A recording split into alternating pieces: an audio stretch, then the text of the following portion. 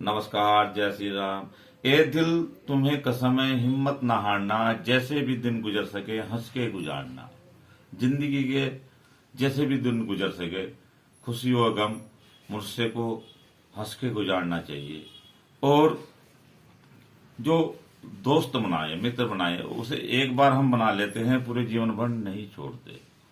जो दोस्त बना लिया वो जीवन भर दोस्त ही रहेगा। क्या परिस्थिति कुछ भी आए, क्या स्थिति कुछ भी पैदा हो, लेकिन हम मझधार में उसे छोड़कर नहीं जा सकते। क्या हमें उसके लिए अपने प्राणों की ही कुर्बानी क्यों ना देनी पड़े। पहली बात तो हम किसी का हाथ पकड़ते ही नहीं, और जब पकड़ लेते हैं उसे बीच में छोड़ते ही नहीं। यह हमारी मर्यादा है, यह हमारे संस्कार हैं। पहली बात तो हम किसी का हाथ पकड़ते ही नहीं। अगर पकड़ते हैं तो उसे मझधार में कभी छोड़कर जा ही नहीं सकते। उसे पूरे जीवन भर हम उसका साथ नहीं छोड़ सकते। क्या हमें वो खुशी दे, क्या हमें वो गम दे, क्या वो हमें मान दे या हमें अपमान दे, हम सबको अपने अंदर समेट लेंगे। जो भी वो देगा हम उसे अपने अंदर हमेशा के लिए समेट लेंगे। हम किसी को कभी कुछ भी नहीं कहेंगे और सब कुछ अंदर समेटे हुए। हिमालय से कल कल बहती ही नदियां बड़े बड़े शोर से निकलती हैं और उछल कूद करती ही समुद्र की ओर भागती रहती हैं और समुद्र में जाकर खामोश हो जाती हैं। समुद्र सभी नदियों का जल इकट्ठा कर कर शांत रहता है। अगर समुद्र ही अपनी मर्यादा तोड़ देगा तो इस संसार में महाप्रलय आ जाएगी। हम तो समुद्र की तरह हैं। कितनी भी नदियां कल कल करती, बहती हुई, उमड़ती ही अपने वेग से आती रहे, लेकिन वहां आकर शांत है। हमारा कोई मान कर दे, हम जब भी सामान्य है। कोई हमारा अपमान कर दे, जब भी सामान्य है। तरह तरह के लोग कुछ भी आकर कहें, हम सामान्य है, चुप है।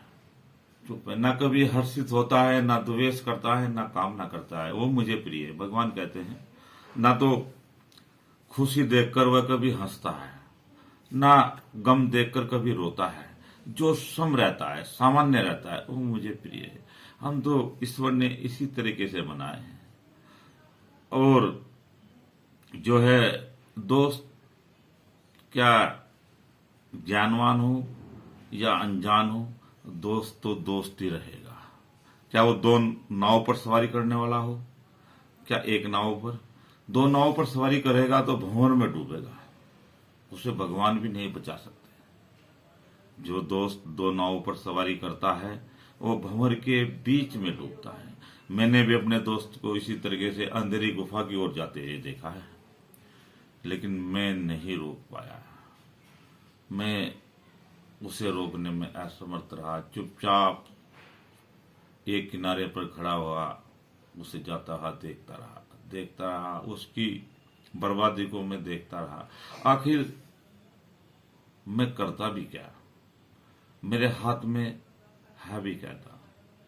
जैसे ईश्वर को मंजूर, जैसे परमात्मा को मंजूर, जैसे उसने लिख रखा है होना तो वही है। लेकिन फिर भी हर परिस्थिति में, हर कंडीशन में मैंने उसका साथ कभी भी नहीं छोड़ा। मैं निरंतर उसका साथ बराबर देता चला गया और हमेशा जीवन भर ऐसे ही देता रहूंगा। आज मैं एक छोटी सी कहानी आप लोगों के बीच में रख रहा हूं कि छोटे से छोटा जीव भी बलहीन नहीं है। जब वो अपने बल का प्रदर्शन करता है तो अच्छों को चौंका देता है।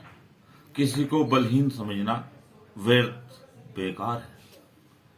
एक मतवाला हाथी जो है जंगल में उत्पात मचा रहा था। वो पेड़ों को, बड़े बड़े वृक्षों को ऐसे फाड़ देता मानो कि अपनी सूंड से लपेटता और फाड़ देता, और जो छोटे मोटे जानवर है उन्हें भगाता।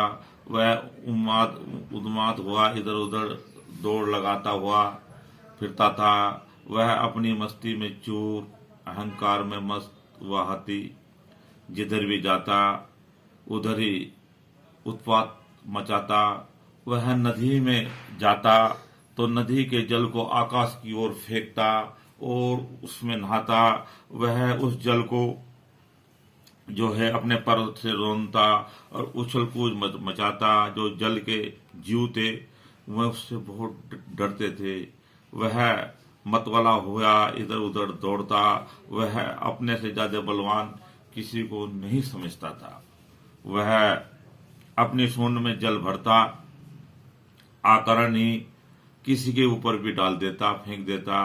वह अपने बल में आंधा हुआ इधर उधर दौड़ लगाता। एक दिन उसने नदी में स्नान किया, अपनी सूंड में जल भरा और लेकर चल दिया। रास्ते में एक पेड़ था जिसमें एक पंछी रहा करता था, एक छोटा सा पंछी, कठफोड़ा बोलते हैं। एक लंबी चोंच होती है, छोटे सा ही होता है, ज्यादा बड़ा नहीं होता। उसके बच्चे उस पर रहा करते थे और वह मस्त हुआ हाथी उस सूंड में जल भरकर उन बच्चों के ऊपर फेंक देता है और उनकी जो डाली है उन्हें पकड़कर हलाता है। और जब शाम को उसकी मम्मी पापा आते हैं उस पंछी के और उन बच्चों के, कहते हैं कि क्या बात, क्यों परेशान हो? कहना आज ये मतवाला हाथी इधर को आया था और उसने जो है हमें परेशान किया, हमारे पर पानी गिरा, हमारी ये जो पेड़ है हिलाया और हमें परेशान किया। वो कहने लगे कोई बात नहीं और हम उसे समझा देंगे, वो कल से ऐसा नहीं करेगा। उसने अपनी पत्नी से कहा और जाओ, उसकी हाथी की जो पत्नी है उसके पास जाओ, उसे समझाओ कि कल से ऐसा ना करे। हमारे भी छोटे छोटे बच्चे हैं, वो गिर जाएंगे, मर जाएंगे और ये अच्छी बात नहीं है।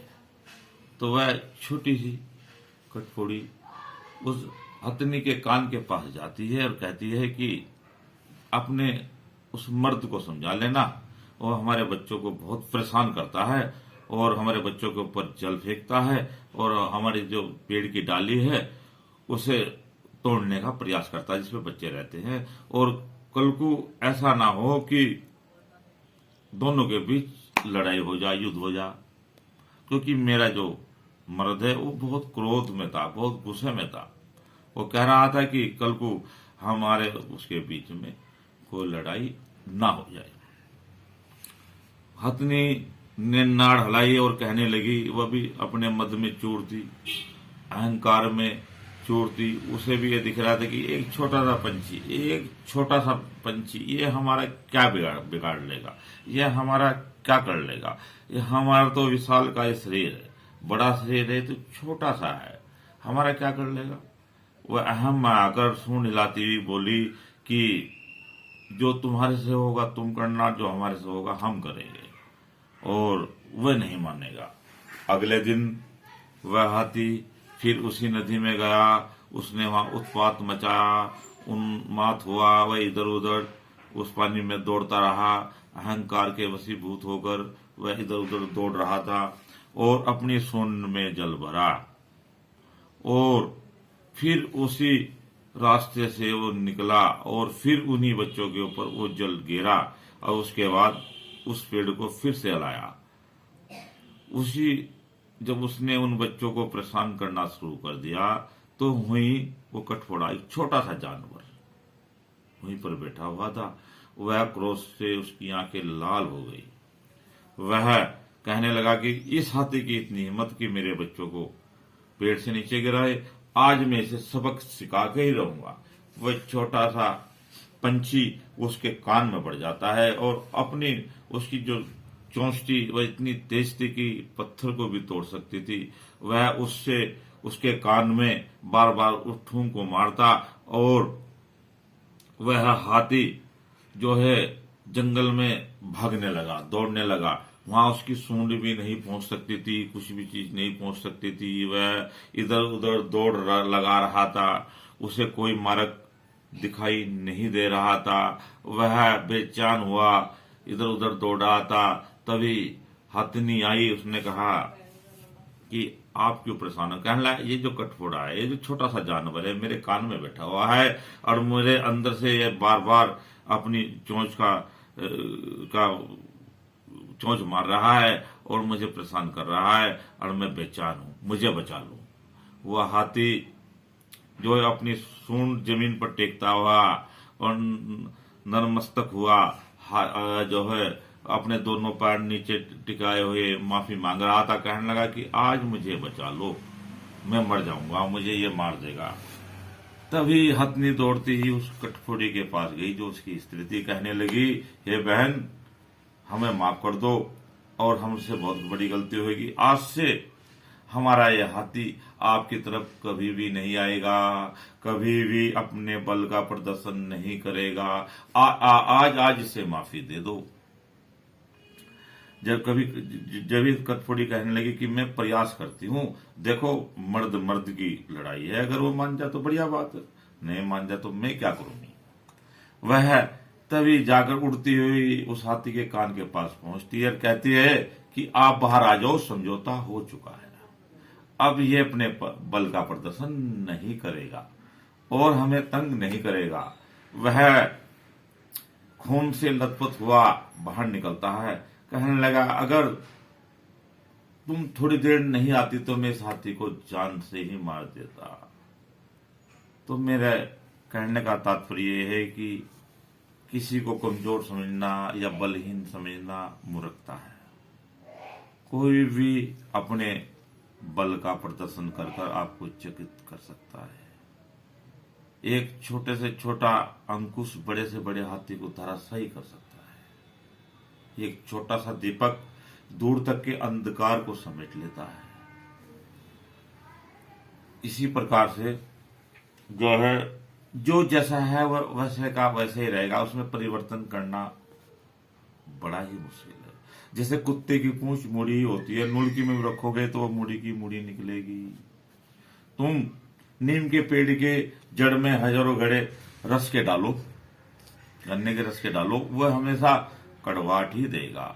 आप सांप को कितना ही दूध पिलाओ, वह हमेशा विष ही उगलेगा। बिच्छू को तुम बारंबार पीछे हटाओ, वो डंक मारता ही रहेगा।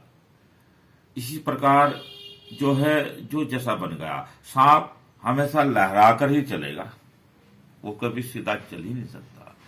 जो जिसका स्वभाव, उसमें परिवर्तन लाना बड़ा मुश्किल है, उसे बार बार समझाना बड़ा मुश्किल है।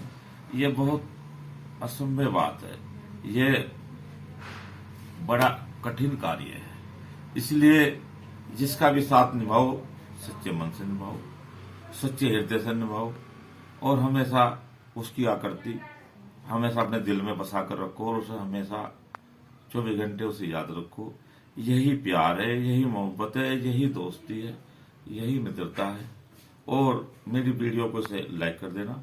और जो है, इस वीडियो में कोई मेरे से गलती होगी हो या कोई ऐसी बात मैंने कह दी हो तो मैं हाथ जोड़कर माफी चाहूंगा।